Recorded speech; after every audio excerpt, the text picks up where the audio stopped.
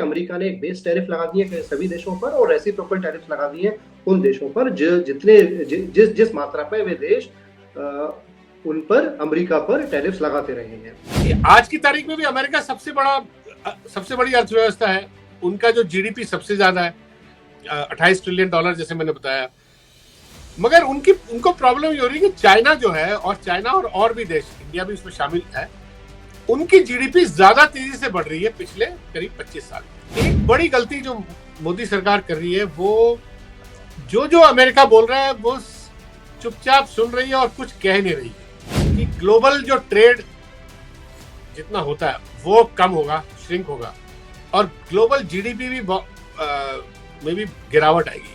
और ये दोनों बात हम नहीं कह रहे हैं, ये दोनों बात अमेरिका के जो फेडरल रिजर्व, वहां की जो सेंट्रल बैंक, वो कह रहे हैं। उनके अध्यक्ष ने, चेयरमैन ने ये बोल दिया कल कि इसका बहुत असर पड़ेगा, इसका ओवरऑल जीडीपी पे भी असर पड़ेगा, उत्पादन पे असर पड़ेगा और जो ट्रेड पे भी असर पड़ेगा। ट्रम्प साहब ने तो डब्ल्यूटीओ को बिल्कुल उठा के कूड़ेदान में फेंक दिया। अब वो कह रहे हैं कि एग्रीकल्चर भी आप कम कीजिए।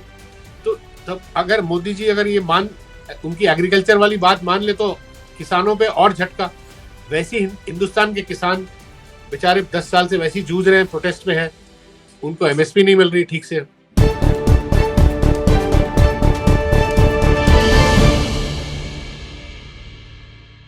दोस्तों, संवाद के इस नए अंक में आपका स्वागत है। इस बार हम एक ऐसे विषय पर चर्चा करेंगे जिसने पूरी दुनिया भर में उथल पुथल मचा दी है, कह सकते हैं एक आर्थिक भूकंप चला दिया है, और वह है अमेरिका के राष्ट्रपति डोनाल्ड ट्रंप द्वारा टैरिफ और रेसिप्रोकल टैरिफ्स का पूरे दुनिया भर में थोपा जाना।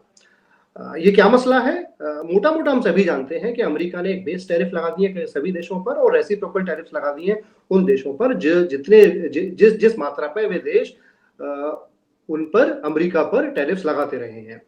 तो इसका क्या प्रभाव पड़ेगा, इस बारे में लेकर कुछ स्पष्ट स्थिति लेकिन नहीं है। कुछ लोग कहते हैं कि भारत शायद अपेक्षाकृत लीस्ट वल्नरेबल देशों में है, क्योंकि भारत के ऊपर रेसिप्रोकल टैरिफ काफी कम है चीन की तुलना में। मसलन चीन के पास 54% टैरिफ अमेरिका ने लगा रखी है। इसका भारत पर और दुनिया में क्या प्रभाव पड़ेगा, इस पर चर्चा करने के लिए आज हमारे साथ हैं द वायर के फाउंडिंग एडिटर M.K. वेणु। मिस्टर वेणु, आपका बहुत बहुत स्वागत है। ये धुंध छाई हुई है ट्रंप के इस निर्णय से, थोड़ा उसे छांटने में हमारी मदद करें कि ये टैरिफ और रेसिप्रोकल टैरिफ का सिस्टम क्या है और इससे क्या प्रभाव पूरी दुनिया में पड़ सकता है। देखिए, सबसे बड़ी बात जो मोटा मोटी जो मैं एक बिग पिक्चर वाली बात ये कहूंगा कि पिछले 80 साल में, आशुतोष, जब से वर्ल्ड वॉर के बाद एक ग्लोबली एक नया मल्टीलैटरल एक सिस्टम बना है, ट्रेडिंग का सिस्टम बना है, और भी इंस्टीट्यूशंस बनी हैं जो अमेरिका ने जिसका निर्माण किया है। एक तो ट्रेडिंग सिस्टम है जिसे आप गैट और डब्ल्यूटीओ के नाम पे जानते हैं, जिसके तहत ज्यादातर फ्री ट्रेड करने की कोशिश की गई है, जितना फ्री ट्रेड हो सकता है। इसका मतलब जो देश जो आयात निर्यात करते हैं उस पे जो टैक्स लगता है वो कम से कम करने की बात, ये सिलसिला ये पिछले, आप ये मान के चलिए 70-75 साल से चला आ रहा है, और ये और पुख्ता होते हुए आ रहा है पिछले 70-75 साल में। और इसके तहत इसका मूल लॉजिक ये है कि देश आपस में अगर खरीद बेच कर रहे हैं गुड्स का, मर्चेंडाइज का और सर्विसेज का, उसमें कम से कम टैक्स लगना चाहिए, जिसकी वजह से लोगों को, जो उपभोक्ता है, उनको कम से कम दाम में चीजें मिले। ये बेसिक लॉजिक है। पूरे दुनिया के जो कंज्यूमर्स को कम से कम दाम में चीजें मिले, और वो यही ऑब्जेक्टिव को ध्यान में रखते हुए पिछले 75 साल से ये एक वर्ल्ड ट्रेड ऑर्गेनाइजेशन और मल्टीलैटरल ट्रेडिंग सिस्टम, जिसका अमेरिका नेतृत्व करता था, और अमेरिका ने इसको पूरी तरह, इसके जो अचीवमेंट्स है, सक्सेस को भी पूरी तरह उन्होंने एक्नॉलेज किया। मगर अब ट्रंप ने इसको बिल्कुल उल्टा दिया है। आप ये मान के चलिए कि जो पिछले 75 साल की जो अमेरिका की जो अचीवमेंट थी और जो उनका उनका सक्सेस था उसको उन्होंने बिल्कुल उल्टा कर दिया है ये लॉजिक से कि इससे अमेरिका को फायदा नहीं हो रहा। तो आप पहली बात तो अमेरिका को ये कोई अर्थशास्त्री मानने को तैयार नहीं कि अमेरिका को इससे कोई फायदा नहीं हो रहा, क्योंकि अगर अमेरिका को फायदा नहीं हो रहा होता तो आपको मैं एक आंकड़ा देता हूँ। 1970 में अमेरिका का जीडीपी एक ट्रिलियन डॉलर से कुछ ऊपर था, आज 28 ट्रिलियन डॉलर है। तो इसका मतलब 1970 से अभी तक इतनी बढ़ोतरी हुई है उनके जो जीडीपी में और उनकी इकोनॉमी में, कहाँ 1 ट्रिलियन डॉलर से थोड़ा ज्यादा और कहाँ 28 ट्रिलियन डॉलर। मतलब आप सोचिए 27 गुना अमेरिकी जो 80,000 per capita US dollar per capita income है उनकी आज की तारीख में। हाँ, आज 80,000 है बिल्कुल। भारत की 2400 है, केवल 2,500 हाँ, तो मतलब अमेरिकन को बहुत फायदा हुआ इससे। तो अब ट्रम्प साहब कह रहे हैं कि अब इसको हमें पूरा उलटना पड़ेगा। उनकी प्रॉब्लम ये है कि ट्रम्प साहब ये बोल रहे हैं कि आज की तारीख में भी अमेरिका सबसे बड़ी अर्थव्यवस्था है, उनका जो जीडीपी सबसे ज्यादा है 28 ट्रिलियन डॉलर जैसे मैंने बताया। मगर उनको प्रॉब्लम ये हो रही है कि चाइना जो है, और चाइना और भी देश, इंडिया भी उसमें शामिल है, उनकी जीडीपी ज्यादा तेजी से बढ़ रही है पिछले करीब 25 साल में। तो आपको एक उदाहरण दूंगा, 2020 में यूएस इकोनॉमी करीब 10 ट्रिलियन डॉलर से थोड़ा ज्यादा था और चाइना 1 ट्रिलियन डॉलर था।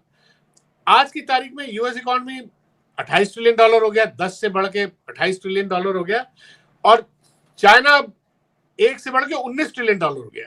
तो आप ये सोच के चलिए कि जो 25 साल पहले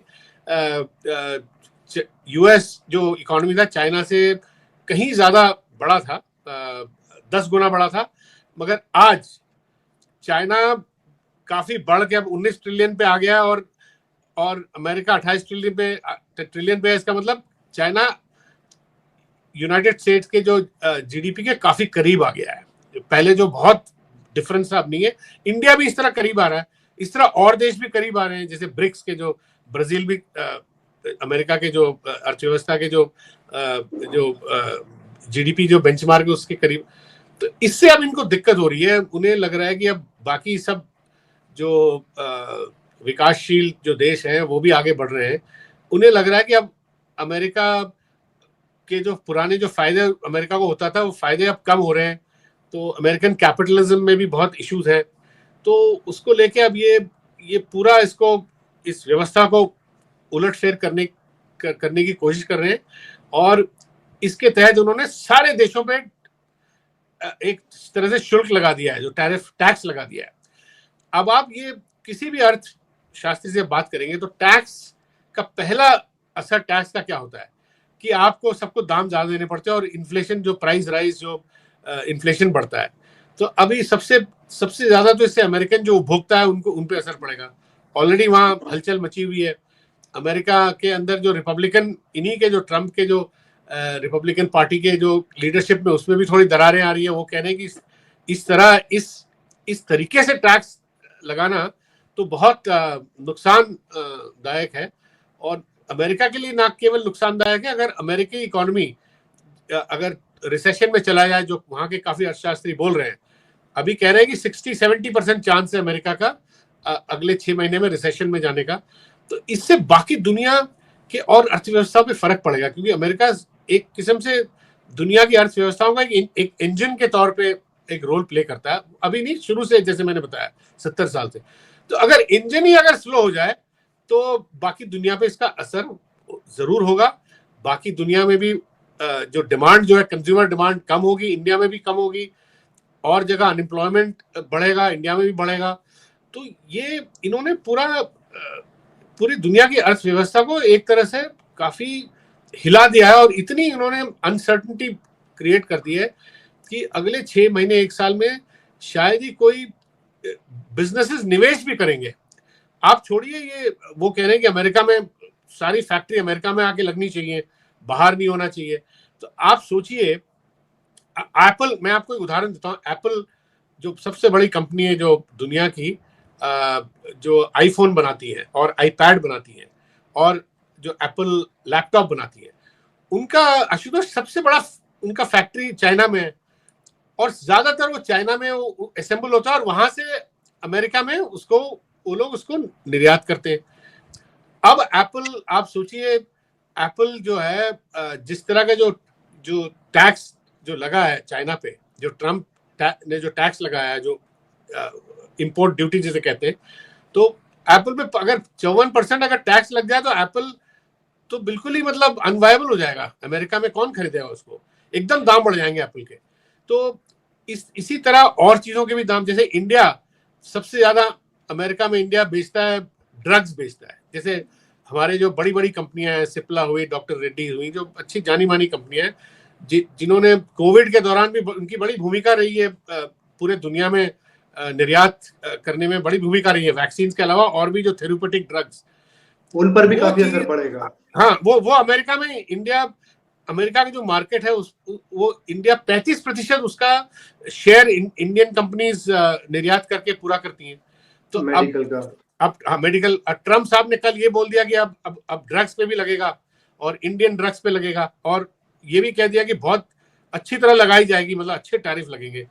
तो अब इंडियन फार्मा सेक्टर को भी इसमें नुकसान, और भी इंडियन जैसे जेम्स एंड ज्वेलरी इंडिया की काफी निर्यात होती है, यूएस में काफी खपत होती है, उस पर नुकसान, टेक्सटाइल्स में बहुत ज्यादा नुकसान।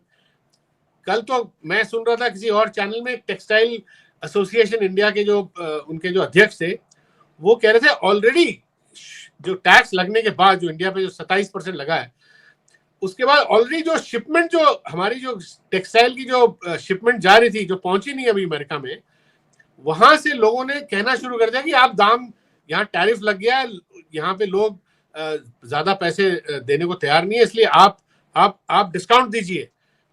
तो उन्होंने कहा कि सरकार से, मोदी सरकार से उन्होंने कहा कि टीवी में बोला कि हमारी गुजारिश है मोदी सरकार से कि आप अमेरिकी एडमिनिस्ट्रेशन से, ट्रम्प से बात करें, और इस तरह मतलब ऑलरेडी जो शिपमेंट अभी पहुंची भी नहीं है उस पर भी डिस्काउंट मांगा जा रहा है, क्योंकि शुल्क लग गया इतना ज्यादा। तो एक आर्गुमेंट तो ये दिया जा रहा है कि इंडिया कहीं कम लीस्ट वल्नरेबल कंट्रीज में से है। तो ये अगर जो टैरिफ हैं, जैसे चाइना पे 54% है, कंबोडिया है, लाओस है, श्रीलंका है, वियतनाम है, म्यांमार है, इवन पाकिस्तान पर भी है, इस पर भी हमसे ज्यादा है। तो इस आर्गुमेंट को किस तरह देखते हैं कि इंडिया पर कहीं कम है, 24-26-26% कुछ तो है और देशों के मुकाबले? देखिए, मेरा ये मानना है कि इसमें इसकी सारे देश की लपेट में आएंगे।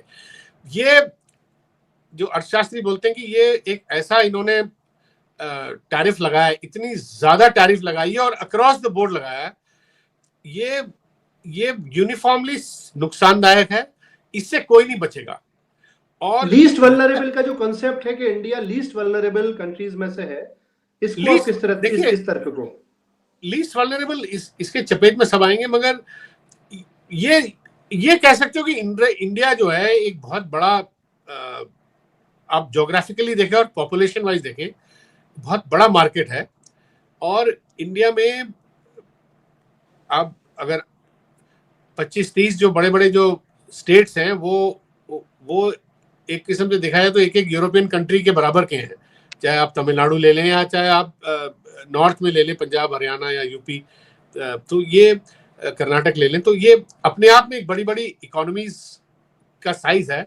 सो इंडिया लीस्ट वल्नरेबल इस हिसाब से हो सकता है कि जो चीजें जो आयात निर्यात नहीं होती, जिसे अंग्रेजी में कहते हैं नॉन ट्रेडेबल्स, जो केवल जिसकी खपत बनती भी हिंदुस्तान में और खपत भी हिंदुस्तान में होती है, जैसे कंस्ट्रक्शन हो गया, क्योंकि आप कंस्ट्रक्शन को तो आप एक्सपोर्ट नहीं करते ना, और जो बाकी सारी सर्विसेज हुई, एग्रीकल्चर में फर्क पड़ेगा क्योंकि एग्रीकल्चर में ट्रेडिंग होता है, मगर ज्यादातर जो अपने खपत के लिए जो एग्रीकल्चर होता है इंडिया में, ज्यादातर अपनी खपत के लिए जो काफी होता है, उसमें ज्यादा फर्क नहीं आएगा, मगर बाकी चीजों में फर्क पड़ेगा। और अब आईटी सेक्टर में फर्क पड़ेगा, क्योंकि वहां पे ऑलरेडी जो इंडिया में जो आईटी स्टॉक्स हैं वो पिछले 2-3 दिन से मार्केट में इतनी जबरदस्त गिर रही हैं, क्योंकि अब डर ये लग रहा है कि वहां पे अगर अमेरिका में रिसेशन हो जाएगा तो इंडियन आईटी कंपनीज वो उनका बिजनेस कम हो जाएगा, ज्यादातर बिजनेस वहीं से आता है, अमेरिका से।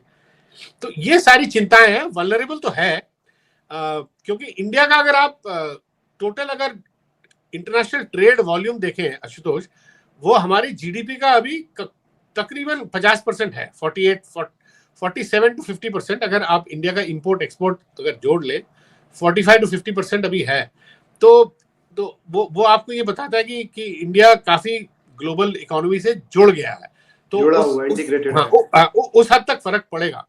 और जो इकोनॉमी जो अमेरिका से जुड़ी हुई है और ग्लोबल ट्रेडिंग सिस्टम से जुड़े हुए हैं और खासकर अमेरिका से जुड़ी हुई है, उन सब में फर्क पड़ेगा। इसलिए उसमें चाइना भी आता है, उसमें जापान भी आएगा, उसमें इंडिया भी आएगा, उसमें ब्राजील आएगा, उसमें कई देश आएंगे।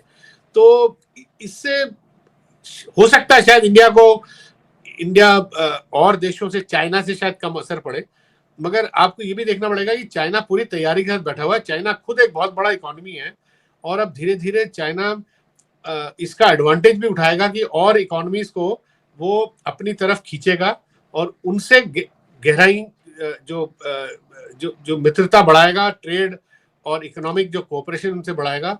तो चाइना भी अपनी एक अलग स्ट्रैटेजी तय कर रहा है और चाइना ने एक रेसिप्रोकल टैरिफ तो यूनाइटेड स्टेट्स में डाल दिया, ऑलरेडी लगा भी दिया है, उतना लगा भी दिया है। मैं इस विषय पर भी आना चाहूंगा कि रेसिप्रोकल टैरिफ जो कई सारे देश लगा रहे हैं, घोषणा कर चुके हैं, जिसमें चाइना भी शामिल है। तो इस पूरी प्रक्रिया का जब एक टैरिफ का बदला दूसरे टैरिफ से लिया जाएगा तो वैश्विक अर्थव्यवस्था पर, खासकर बाजार पर, ट्रेड पर, व्यापार पर क्या असर पड़ेगा? इसका तो सीधा असर आशुतोष, इसका सीधा असर यह है कि ग्लोबल जो ट्रेड जितना होता है वो कम होगा, श्रिंक होगा, और ग्लोबल जीडीपी भी में भी गिरावट आएगी। और ये दोनों बात हम नहीं कह रहे हैं, ये दोनों बात अमेरिका के जो फेडरल रिजर्व, वहां की जो सेंट्रल बैंक है, जो अमेरिका की जो आरबीआई आप कह सकते हो, वो कह रहे हैं। उनके अध्यक्ष ने, चेयरमैन ने ये बोल दिया कल कि इसका बहुत असर पड़ेगा, इसका ओवरऑल जीडीपी पे भी असर पड़ेगा, उत्पादन पे असर पड़ेगा और जो ट्रेड पे भी असर पड़ेगा, और इस वजह से लोगों की इनकम पे भी असर पड़ेगा। और ये बात आईएमएफ ने भी कह दी है। आज आप अगर स्टेटमेंट पढ़ें, कल जो आईएमएफ ने और वर्ल्ड बैंक ने भी इस पे अपनी टिप्पणी दी है और उन्होंने भी बहुत चिंता जताई है कि इसको किसी तरह, आईएमएफ ने कहा कि ट्रंप को सब देशों के साथ चर्चा करके इसका कोई तोड़ निकालना पड़ेगा, क्योंकि जिस तरह ही इन्होंने लागू किया है इससे तो बिल्कुल अर्थव्यवस्था काफी ध्वस्त होगी और रिसेशन के चांसेस, जैसे मैंने बताया, जो 60%। एक डेटा कहीं देख रहा था कि खुद अमेरिका का जो प्रति हाउस होल्ड जो इनकम है वो लगभग $3,500 कम हो सकती है वो एक साल में। खुद अमेरिका पे बहुत गहरा असर पड़ेगा इस चीज। हाँ, तो देखिए कई अर्थशास्त्री अपने अलग अलग जो मैथमेटिकल मॉडल्स निकाल रहे हैं कि कितनी कम हो सकती है। तो एक तरह से आशुतोष, ये मेरे हिसाब से ये अमेरिका का डिमोनेटाइजेशन मूवमेंट है। ये बिल्कुल वैसे ही है जैसे डिमोनेटाइजेशन के दौरान, हालांकि वो कुछ समय के लिए था, बिल्कुल इकोनॉमी बैठ गई है और श्रिंक हो गया। तो अभी कुछ महीनों के लिए आपको यही चीज देखने को मिलेगी अमेरिका में भी। और ये बात ट्रंप खुद ही बोल रहे हैं। ट्रंप के जो सलाहकार भी बोल रहे हैं कि जो शॉर्ट टर्म है, 3, 4, 5, 6 महीने में ये इकोनॉमी में रिसेशन आ सकता है और ट्रेड भी गिर सकती है। मगर वो दावा ये कर रहे हैं कि हम इस दौरान, इसके बाद हम अमेरिका में फैक्ट्रियां, ये टैरिफ लगाने के बाद हम यहाँ पे फैक्ट्रियां लगवाएंगे, उससे फिर बाद में जाके उत्पादन भी बढ़ेगा और लोगों का रोजगार बढ़ेगा और इन्फ्लेशन कम होगा। मगर इनके सलाहकार, आप ये ध्यान दीजिए, वो खुद ये भी वो बोल रहे हैं कि अगले 6 महीने में सब कुछ चरमराएगा और उसके बाद शायद वो, उनका दावा है कि 1 साल बाद, 1.5 साल बाद चीजें सुधरेंगी। मगर ज्यादातर अर्थशास्त्री बोल रहे हैं कि चीजें 1-1.5 साल में भी सुधरेंगी नहीं। और ये इसी तरह अगर ये टैरिफ जो अभी जो लगाया है और इसी हिसाब से चलते रहे तो ये 3-4 साल का मसला है ये। और इकोनॉमीज पूरी तरह, ग्लोबलाइजेशन का जो माहौल है और उस पर काफी बहुत बड़ा झटका लगेगा। क्योंकि ये जो तर्क है ना ट्रंप का, आप बड़ी अच्छी बात कह रहे थे, ये सिर्फ धीरे धीरे चलकर कई और अन्य क्षेत्रों में भी जाएगा। आज की तारीख में उन्हें टैरिफ से दिक्कत हो रही है, कल को बिल्कुल। ये कह सकते हैं कि उनका जो ट्रेड बैलेंस है, जिसे हम डेफिसिट कहते हैं, वो कई सारे प्रमुख देशों के साथ डेफिसिट में है। मतलब चाइना, जर्मनी, यहाँ तक इंडिया के साथ भी डेफिसिट में है। तो हाँ कहेंगे हाँ कि मुझे इस कप को सरप्लस में बनाना है। तो हाँ अमेरिका अगर हर चीज पर टिट फॉर टैट करना चाहेगा, जैसा कि इस होड़ में उतर आया है, तो अमेरिका किस हद तक जा सकता है आखिर? वो क्या क्या नहीं कर डालेगा आगामी वर्षों में? ये तो शुरुआत है केवल टैरिफ की। अगर वो मान लीजिए कल ट्रंप कह दे, मुझे सभी प्रमुख देशों के साथ मुझे ट्रेड सरप्लस दिखाना है, मैं हाँ डेफिसिट में क्यों बिल्कुल। रहूंगा आखिर? हाँ हाँ। सो देखिए, इसका कोई, आप ठीक कह रहे हैं, इसका इसका क्या अंत है किसी को पता नहीं। कि ट्रंप किस हद तक जा सकते हैं ये भी किसी को नहीं पता। उन्होंने ये बात तो कह दी कि मैं अब अमेरिका को ट्रेड डेफिसिट से हटवा के ट्रेड सरप्लस में लाना चाहता हूं, मगर वो लाने के लिए वो क्या क्या कर सकते हैं ये भी, इसका भी हम लोगों को अंदाजा नहीं है। जैसे आपको याद होगा कि इंडिया ने सबसे पहले जब मोदी जी वहां गए थे, इंडिया ने एकदम से पहले से ही मतलब एक उनको कंसेशन दिया कि हम आपसे 10-15 बिलियन डॉलर का तेल और खरीदेंगे एडिशनल। तो वो क्यों, हम इंडिया ने ऐसा क्यों आश्वासन दिया? क्योंकि वो सीधे ट्रंप को कह रहे थे कि हम आपकी trade deficit 15 billion dollar, 10-15 billion dollar से कम कर देंगे। मगर उन्होंने जब टैरिफ लगाया फॉर्मूले में, उसको वो जो हमने जो वायदा किया उसको उन्होंने कैलकुलेशन में नहीं लिया। और दूसरा बात, अश्वत, ट्रेड तो एक पहलू है पूरे जो ग्लोबल अर्थव्यवस्था का, जो अमेरिका नेतृत्व कर रहा है, जैसे मैंने कहा 70 साल से, उसमें एक भाग ट्रेड है, दूसरा भाग फाइनेंस है। आप फाइनेंस के बारे में सोचिए, इतने इनकी एक प्लान है, इनका प्लान जो अभी ट्रंप ने जो पब्लिक किया है, अभी अभी वो आगे जाके लागू होगा, उसे मारा लागो अकॉर्ड बोला जा रहा है। और मारा लागो अकॉर्ड के तहत, ये आप ध्यान से सुनिए, अमेरिका क्या करने जा रहा है। आज की तारीख में अमेरिका जितना जितना जो अमेरिका खरीदता है और देशों से, चाइना से, इंडिया से, जो कंजम्पशन जो अमेरिका का है, वो आशुतोष उनकी इनकम से कहीं ज्यादा है। इसी वजह से आपका डेफिसिट आ रहा है, क्योंकि आपके लोग जो कंज्यूम कर रहे हैं, वो अपनी इनकम से कहीं ज्यादा आप कंज्यूम कर रहे हैं। इसी वजह से अमेरिका और देशों से बोरो कर रहा है, और देशों से कर्जा ले रहा है, बहुत बड़े बड़े कर्जे ले रहा है। चाइना से कर्जे ले रहा है, जो जो जो जो इंडिया से, ब्राजील से, आप और भी देश देख लें, रशिया से। तो इन सब से जो और देश जो अपने जो उनके जो सेंट्रल बैंक्स जो जो यूएस ट्रेजरी खरीद के रखते हैं। यूएस ट्रेजरी क्यों खरीद रहे हैं? क्योंकि वो अमेरिकी बॉन्ड्स खरीद रहे हैं, ताकि अमेरिका को पैसा मिले और अमेरिका उसको अपने कंजम्पशन के लिए उसका इस्तेमाल करे। तो अब ट्रंप साहब का एक प्लान ये है कि अब और देशों से इन्होंने जो कर्जा लिया है, उनसे ये कहा जाए कि जो आप 10 साल का जो कर्जा है या 5 साल का कर्जा है, उसको हम 100 साल के कर्जे में कन्वर्ट करेंगे। इसका मतलब आपको 100 साल तक वापस नहीं मिलेगा वो कर्जा। इसे परपेचुअल डेट बोला जाता है। अर्थशास्त्री इसे परपेचुअल डेट बताते हैं, जो अगली 2-3 पीढ़ी आपको कर्जा वापस करने की जरूरत ही नहीं है। तो आप ये सोचिए कि कितना मतलब नाजायज है, अनफेयर है, कि आप अगर आपसे कोई कर्ज लेता है और वो आपको 2 साल में आपको वापस करना है, जैसे 5 साल में, वो आपसे आके बोले कि आपको अब मैं वापस नहीं करूंगा 2 साल में, आपको 100 साल तक ये कर्जा चलता रहेगा, और 100 साल के बाद जो हमारी पीढ़ियां हैं वो आपस में तय कर लेंगी। ये इनका एक प्लान है, ये बहुत सीरियस प्लान है ये, और ये अब आने वाला है ये, और इसका इन्होंने उजागर कर दिया है इसका पूरी तरह। और एक बड़ी थिंक टैंक इनकी है जो ट्रंप साहब की, और उन्होंने इसका पूरा एक फ्रेमवर्क बनाया है, किस तरह ये पूरे जो दुनिया से जो इन्होंने कर्जा लिया हुआ है, मेरे ख्याल करीब $8 ट्रिलियन या $10 ट्रिलियन का कर्जा है। मतलब इंडिया की जीडीपी का दुगना है, इंडिया की पूरी जीडीपी का दुगना है। इंडिया की भी 4.5 कुछ करीब है, $4.5 ट्रिलियन हाँ, कुछ करीब है, 4-4.5। हाँ, तो जो दुनिया से इन्होंने कर्जा लिया हुआ, उसको ये अब वापस करने के भी मूड में नहीं है। अब ये कह रहे हैं कि इसको अब 100 साल तक इसको चलता रहे, परपेचुअल डेट जिसे बोलते हैं।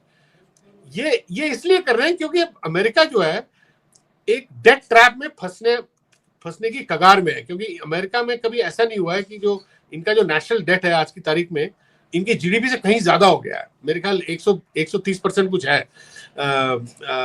और ये अब डेट वापस करने के शायद स्थिति में नहीं है, तो अब इस तरह का प्लान भी बना रहे हैं। और ये फाइनेंशियल आर्किटेक्चर इनका नया है, और इसको किस तरह इम्प्लीमेंट करेंगे, किस तरह ये लोगों पे फोर्स किया जाएगा। अब इंडिया को भी इसके लिए सतर्क रहना पड़ेगा, कि इंडिया को भी बोला जाएगा कि आपके पास हमारे पास जो अभी जो जितना रिजर्व है उसका भी 60-70% डॉलर ही है। तो वो डॉलर साला वो डॉलर हमने अमेरिका को एक तरह से उनको हमने कर्जा दिया हुआ है, तो हमें वापस मिलेगा कि नहीं, ये कब मिलेगा, कैसे मिलेगा, ये पूरा ये सवाल पूरे ओपन क्वेश्चन है। ये सब इस पे अभी सब सवालिया निशान लगे हुए हैं सब चीजों पे। ऐसे में भारत किस तरह से नेगोशिएट कर सकता है? भारत में एक लॉबी है जो कहती है कि भारत को इस पूरी ये जो समस्या है उसको एक अवसर की तरह देखना चाहिए, उसे अपने टैरिफ काफी कम कर देना चाहिए, इससे भारत की कॉम्पिटिटिवनेस बढ़ेगी भारतीय कंपनियों की, और वो इसे एक नया WTO मोमेंट बता रहे हैं। इसको WTO जैसे मोमेंट से उसके जोड़कर देखना, ये कितना तर्क संगत है, कितना न्याय संगत है, कितना जुडिशियस है आपकी निगाह में? मुझे लगता है अश्विनी जी, भारत की जो पॉलिसी जो अभी है वो it's a policy based on hope, एक आशावादी पॉलिसी है। और इनको कुछ नहीं पता कि ट्रंप आगे जाके किस तरह का प्रेशर डालेंगे और क्या क्या मांगेंगे। तो ये कह देना कि भाई टैरिफ अगर बायलैटरल अगर बात करके टैरिफ कम कर ले तो हो सकता है कि कुछ फायदे हो भारत को, मैं ये नहीं मना नहीं कर रहा। मगर एग्रीकल्चर में अगर टैरिफ कम करें तो भारत को बहुत दिक्कत है, क्योंकि एग्रीकल्चर जो है WTO के तहत भी एग्रीकल्चर को एक अलग कैटेगरी माना गया था। आप WTO के अंदर भी अगर एग्रीकल्चर नेगोशिएशन की हिस्ट्री देखें, उसको अलग कैटेगरी माना गया, क्योंकि सब देश ये मान के चल रहे थे, तब विकसित देश भी, कि भाई ये जो डेवलपिंग कंट्रीज हैं वो उन एग्रीकल्चर उनका सेंसिटिव स्पॉट है, और वहां पे गरीब किसान ज्यादातर जो एग्रीकल्चर पे डिपेंड करते हैं, जो इंडिया में अभी भी 45% है, चाइना में कम है, चाइना में 23% है, और देशों में शायद ज्यादा होंगे, बांग्लादेश वगैरह में ज्यादा होंगे, तो वियतनाम वगैरह में। तो एग्रीकल्चर को एक स्पेशल कैटेगरी मान के चल रहे थे। अब ट्रंप साहब ने तो WTO को बिल्कुल उठा के कूड़ेदान में फेंक दिया। अब वो कह रहे हैं कि एग्रीकल्चर भी आप कम कीजिए। तो तब अगर मोदी जी अगर ये उनकी एग्रीकल्चर वाली बात मान ले तो किसानों पे और झटका। वैसे हिंदुस्तान के किसान बेचारे 10 साल से वैसे ही जूझ रहे हैं, प्रोटेस्ट में हैं, उनको MSP नहीं मिल रही ठीक से, उनकी आमदनी ठीक नहीं है, उनका कॉस्ट कवर नहीं हो रहा।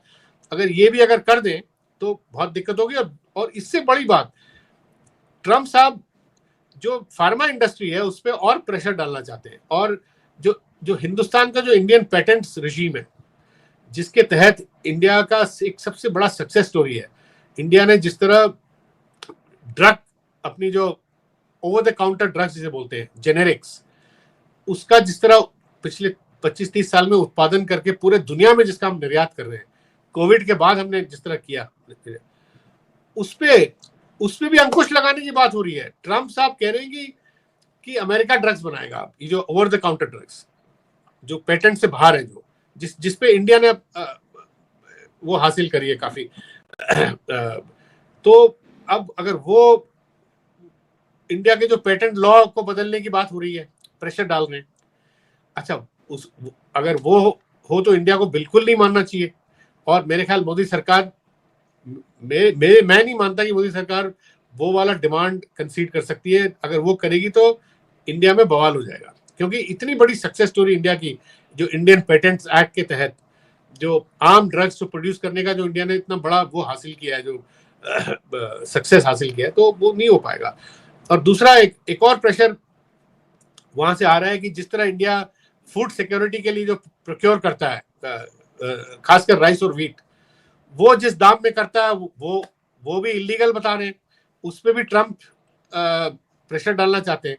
अब वो मोदी जी उसको तो मना नहीं कर सकते, क्योंकि ये जो हमारा जो फूड सिक्योरिटी जो एक्ट है, उसी के तहत अब आज की तारीख में 80 करोड़ लोगों को फ्री फूड वेलफेयर के तौर पे डिस्ट्रीब्यूट किया जा रहा है। तो इंडिया वो भी कॉम्प्रोमाइज नहीं कर सकता। और तीसरा, डेटा लोकलाइजेशन पे इंडिया का जो पूरा डिजिटल इकोनॉमी का जो विजन है, जो जो मोदी जी ने खुद इसके बारे में बात कही है, कई कई प्लेटफॉर्म में कही है उन्होंने। इंडिया डिजिटल इकोनॉमी, जो इंडिया का जो पूरा डिजिटल इंफॉर्मेशन सिस्टम है, इकोनॉमी है, जिस पे बेस करके ये आर्टिफिशियल इंटेलिजेंस का प्रोजेक्ट भी माउंट करना चाहते हैं इंडिया में, कि इंडिया का डेटा इंडिया में रहना चाहिए और उसके जरिए, चाहे हेल्थ हो, एजुकेशन हो, फाइनेंस हो, उसके जरिए आर्टिफिशियल इंटेलिजेंस प्रोजेक्ट्स क्रिएट हो और उसके जरिए एफिशिएंसी बढ़े। तो उसके लिए ये जरूरी है कि डेटा इंडिया में रहे, लोकलाइजेशन ऑफ डेटा। मगर अमेरिकी कंपनी ये बात को मान नहीं रही है। जो बिग टेक कंपनी है, जो ट्रम्प साहब को सपोर्ट करती है, जिसमें सारी अमेजॉन भी आती है, जिसमें और भी जो गूगल, फेसबुक सब है उसमें, वो कह रहे हैं कि भाई इंडिया डेटा जो अमेरिका, जो इंडिया में, जो इंडिया का जो डेटा इकट्ठा करता है इंडियन लोगों के बारे में, वो अमेरिका अपने जुरिस्डिक्शन में रखेगा, वो इंडिया में नहीं उसको शेयर नहीं करेगा। अब ये बहुत डैमेजिंग हो सकता है इंडिया के लिए। इंडिया ये बहुत डैमेजिंग है, क्योंकि आपको याद होगा अभी एक 1.5-2 साल पहले आरबीआई ने एक नया, हमारे जो रिजर्व बैंक ने एक नया प्रावधान, एक नया रूल निकाला था, जिसके तहत उन्होंने मास्टर कार्ड और वीजा क्रेडिट कार्ड को ये कहा कि आपका जो डेटा जो इंडिया से इकट्ठा जो ले रहे हैं वो इंडिया में रहना चाहिए। तो उस पे उन्होंने ऑब्जेक्शन जताया था और वो मामला अभी भी वो अमेरिका से प्रेशर उस पर भी आ रहा है।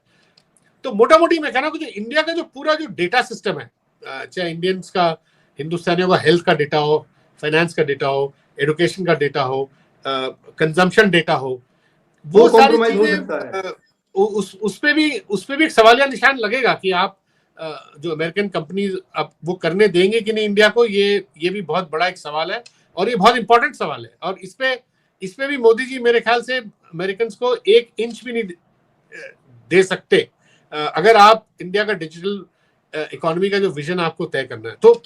तो मेरा ये कहना है कि जब अभी ट्रंप से जो नेगोशिएशन हो रही है, जो कहा जा रहा है कि अगले 5-6 महीने तक नेगोशिएशन चलेगी, मेरे ख्याल दिसंबर तक तो पूरा नहीं होगा, ये केवल टैरिफ तक सीमित नहीं है, ये मेरा कहना है।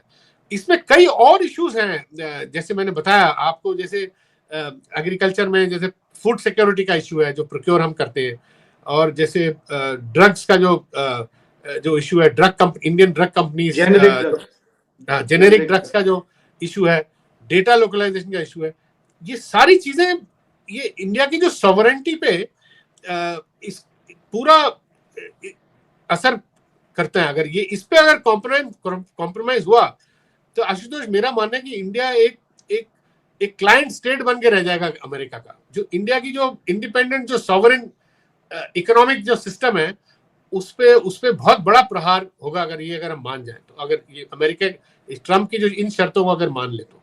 लेकिन आप देखें कि इन चीजों पर चर्चा बहुत कम होती है। अमूमन ये माहौल बनाया जाता है प्रधानमंत्री और उनके फॉलोअर्स द्वारा कि चूंकि बड़े अच्छे मित्र हैं उनके अमेरिकी राष्ट्रपति, और भारत के लिए तो बहुत अच्छा है, जो भी कुछ हो रहा है भारत के हित में हो रहा है, ऐसा एक माहौल बना दिया गया है। जैसे कि हमने देखा, ये गलवान से लेकर और बालाकोट से लेकर हर जो भी चीज हमारे विरोध में जा सकती थी, जाती थी, उस पर नेशनल डिस्कोर्स नहीं हुआ। वही स्थिति कि आप भी देख रहे हैं कि आप जो इतना इंपॉर्टेंट पॉइंट है, जो भारत की अर्थव्यवस्था को और भारत के आम जनजीवन को बहुत गहराई से प्रभावित कर सकता है, उस पर एक बौद्धिक विमर्श नहीं हो रहा है। ये आशुतोष, ये बात आपकी ठीक है, हालांकि कई लोग इसको चर्चा पे ला रहे हैं, जो अभी जो प्रैक्टिशनर्स हैं, पॉलिसी जो थिंक टैंक्स वगैरह हैं, जो एकेडमिक्स हैं, इकोनॉमिस्ट हैं, वो इन चीजों को ला रहे हैं। मगर आप ये बात ठीक करें कि लोगों तक नहीं पहुंचा अभी तक। मगर ये अगर मोदी जी ये समझे कि ध्यान बटा के अगर ये सारी चीजों पे कॉम्प्रोमाइज कर लें और इकोनॉमिक इंडिया की जो आर्थिक सॉवरेंटी जो है उस पे अगर उसको अगर डाइल्यूट करें, तो ये आगे जाके, जैसे मैंने कहा, कि बहुत घातक होगा और ये लोगों तक बात अपने आप पहुंचेगी। और इसको ऑपोजिशन पार्टीज खासकर उनको ये बात लोगों तक ले जानी चाहिए, चर्चा होनी चाहिए इन चीजों पे, क्योंकि ये ऊपर से ऐसा लगता है कि टेक्निकल बातें हैं, मगर टेक्निकल बातें नहीं है। ये अगर हिंदुस्तान की जो जेनेरिक ड्रग कंपनीज अगर नहीं कल को अगर नहीं बना पाती इंडिया में, आप ये सोच के चलिए जो अमेरिका के जो पेटेंटेड ड्रग्स हैं, जो हर मेडिसिन का एक 20 साल का पेटेंट होता है, 20 साल के बाद वो पेटेंट से बाहर आ जाता है और वो दुनिया में कोई भी उसको मैन्युफैक्चर कर सकता है, तो उसमें इंडिया सबसे ज्यादा करता है, सबसे ज्यादा इंडिया मैन्युफैक्चर करता है। और जब इंडिया मैन्युफैक्चर करता है तो उसके जो दाम है, आप ये सोचिए 90% दाम गिरती हैं, कम होते हैं, तो हाँ कम होती हैं। तो हिंदुस्तान के लोगों को चीप सस्ते ड्रग्स मिलते हैं, ना केवल हिंदुस्तान, अफ्रीका में भी इंडिया ने एक्सपोर्ट किया है, अमेरिका में भी लैटिन अमेरिका में किया है, और भी देशों में किया है। तो ये इतनी बड़ी व्यवस्था जो इंडिया ने अचीव किया है, जो अपने सॉवरेन पॉलिसी के जरिए, इसको अगर ये डाइल्यूट करते हैं तो ये बहुत बहुत ही घातक होगा हमारे लिए, और ये इससे तो नहीं बच पाएंगे। अब ये किसी तरह लोगों तक पहुंचेगा क्योंकि ड्रग्स के दाम भी बढ़ जाएंगे ना फिर तो। और अगर जैसे आप procurement of food grains, agriculture procurement अगर वो ना हो पाए तो फिर फूड सिक्योरिटी अगर ठीक से हम इम्प्लीमेंट ना कर पाए तब भी लोगों तक असर पड़ेगा उसका। और डेटा लोकलाइजेशन तो है ही, आपको आजकल सारी चीजें तो डेटा पे बेस चल रही हैं, और हमारा जो आर्टिफिशियल इंटेलिजेंस का जो हमारा जो एक पॉलिसी विजन है वो भी उस पर भी बहुत असर पड़ सकता है। अगर ये डेटा लोकलाइजेशन पे अगर उनकी कोई सहमति ना हो और अमेरिकन कंपनीज ये बोले कि आप अपना डेटा अपनी जगह नहीं रख सकते, अपनी जुरिस्डिक्शन में, हम अपनी वहां रखना चाहेंगे, तो ये कभी ना कभी तो ये फूटेगा, ये बहुत इसका जो ठीकरा इनके सर पे फूटेगा 100%। बहुत बहुत धन्यवाद इस चर्चा के लिए। मुझे उम्मीद है कि जो बातें आपने अभी कही वो जनता तक पहुंचेंगी, और भले ही थिंक टैंक्स और अर्थशास्त्रियों के बीच में जो विमर्श हो रहा हो, इसकी जो फाइनल पॉइंट्स हैं उसको वोटर और हमारा नागरिक समझेगा कि आखिर उसके देश के साथ क्या क्या हो सकता है, होने जा रहा है, तब जाकर जी बिल्कुल। ये अश्विन, एक बात मैं कहना भूल गया, एक बड़ी गलती जो मोदी सरकार कर रही है, वो जो अमेरिका बोल रहा है वो चुपचाप सुन रही है और कुछ कह नहीं रही है। बाकी सब देश बाकी एक दूसरे के साथ विचार विमर्श कर रहे हैं। चाइना यूरोपियंस के साथ बात कर रहा है। परसों खबर आई कि चाइना, जापान और साउथ कोरिया तीनों टोक्यो में मिले और वो एक स्ट्रैटेजी बना रहे हैं किस तरह इसको काउंटर किया जाए, और सारे देश एक दूसरे से विचार विमर्श कर रहे हैं। इंडिया ये समझ के बैठा हुआ है कि हम केवल ट्रम्प से बात करके हमारी पूरी ट्रम्प हमारी बातें मान लेगा और हमारी इच्छाओं की पूरी पूर्ति हो जाएगी। वो नहीं होने वाला है, 100% नहीं होगा। ट्रम्प साहब किसी के दोस्त नहीं है। जैसे श्याम सरन जो हमारे फॉर्मर फॉरेन सेक्रेटरी, ये हमेशा बोलते हैं, हमारे चैनल में भी बोला है कि विदेशी कूटनीति में, विदेश नीति में कोई दोस्त नहीं होता, केवल नेशनल इंटरेस्ट होती हैं और दोस्त नहीं होता। चाइना ने, आपने उदाहरण दिया, चाइना ने तो वो जिन पड़ोसी देशों के साथ उसके संबंध खराब चलते रहे थे, उनके साथ वो अचानक कम से कम व्यापारिक क्षेत्र में संबंध सुधारने की कवायद में लगा हुआ है। वो जापान, आप जापान देखिए, चाइना का सबसे बड़ा पार्टनर जापान है, जबकि इतिहास आप देखेंगे जापान और चाइना का बहुत ही वायलेंस और बहुत ही जिसे कहते हैं कन्फ्रंटेशन वाला इतिहास रहा उनका, बहुत ही हिंसक इतिहास रहा है। लेकिन इस समय ये देश करीब आ रहे हैं एक दूसरे के, जबकि आप जानते हैं कि भारत ने जो अभी स्टेटमेंट जारी किया था टैरिफ पर, वो कितना गोलमोल किस्म का था। और दूसरी बात मैं कहूंगा कि भारत को ब्रिक्स के साथ भी, जैसे जिसमें चाइना रशिया दोनों है, देखिए परसों रशिया के फॉरेन मिनिस्टर का स्टेटमेंट आया है कि भाई दुनिया डॉलर से दूर हटेगी अगर अमेरिका इस तरह का बर्ताव करते रहेगा तो ये तो बिल्कुल वाजिब है कि दुनिया डॉलर से हटके और करेंसीज की तरफ जाएंगी। मगर इंडिया का स्टेटमेंट क्या है? इंडिया के फॉरेन मिनिस्टर ने 1-1.5 हफ्ते पहले लंदन में एक स्टेटमेंट दे दिया कि ब्रिक्स की जो करेंसी पॉलिसी है उससे हम बिल्कुल हम सहमत नहीं है। हम तो अमेरिका के जो फाइनेंशियल आर्किटेक्चर है उसके साथ चलने को तैयार है। उन्होंने ऐसा स्टेटमेंट दे दिया। आप सोचिए, वो अलग स्टेटमेंट दे रहे हैं, जो ब्रिक्स के बड़े बड़े जो देश है वो अलग दे रहे हैं। तो ये मेरे हिसाब से ये भी बहुत चिंताजनक है। अंत करते हैं हम इसका यहाँ। हमें उम्मीद है कि दर्शक समझेंगे, जनता समझेगी और वे अपनी पॉलिटिकल क्लास पर दबाव डालेंगे कि उन्हें भारतीय नेताओं को इस समय तुरंत तुरंत कदम उठाने की जरूरत है। मिस्टर वेणु, बहुत बहुत धन्यवाद, आप इस शो में आए। हम चर्चा जारी रखेंगे। धन्यवाद।